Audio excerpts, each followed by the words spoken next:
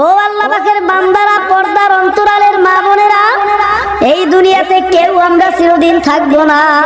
দুনিয়ার থেকে যখন বিদায় হওয়াই লাগবে, কিছু নিয়ে যেন কবরে রওনা করতে পারি। ওই যে কবরে যাওয়াই লাগবে, কি নিয়ে কবরে যাইব? কবর তো ডাক দিয়া কার আব্দুল করিম রহিমা খাতুন, আমি কবর কিন্তু একা একির ঘর, আমি কবর কিন্তু পোকামাকড়ের ঘর, আমি কবর কিন্তু সব বিশ্বর ঘর। খবরদার খবরদার, সাবধান হই আমার গর্তে আসিও। ও বেনমাজি ভাইরা, সুদ কন্যা ঘুষ কন্যা ভাইরা, ও হারাম খুলের দলেরা, জিনা খুলের দলেরা, হাতে ভাই ধরিয়াও বলি রে বাবা, কবরে কিন্তু সবাই একদিন যাওয়া লাগবে।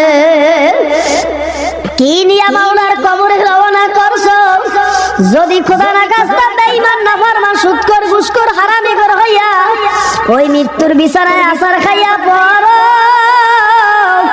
আমার কথা না, কোনো মোল্লা মৌলবীর কথা না, সরদারে দো আলম জনাবে মুহাম্মদুর রাসূলুল্লাহ সাল্লাল্লাহু আলাইহি ওয়াসাল্লাম হাদিসের ভিতরে বয়ান করেন।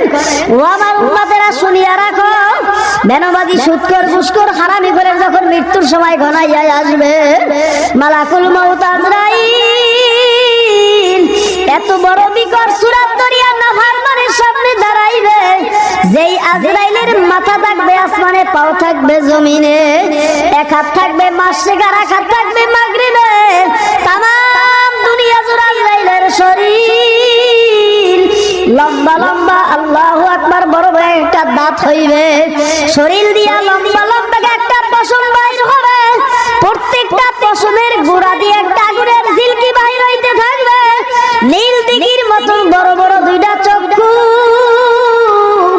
এত বড় বিকট সূরাত ধরিয়া নাফরমানের সামনে যখন দাঁড়াইবে, দাঁড়াইয়া যখন চক্ষু দুইটা দিয়া ঘুরাইয়া ঘুরাইয়া চাইবে, নাফরমানের রূহটা 360টা মোকামে দৌড়াইবে। আমার মাওলায় ডাক দিয়া কয়, আজরাইল,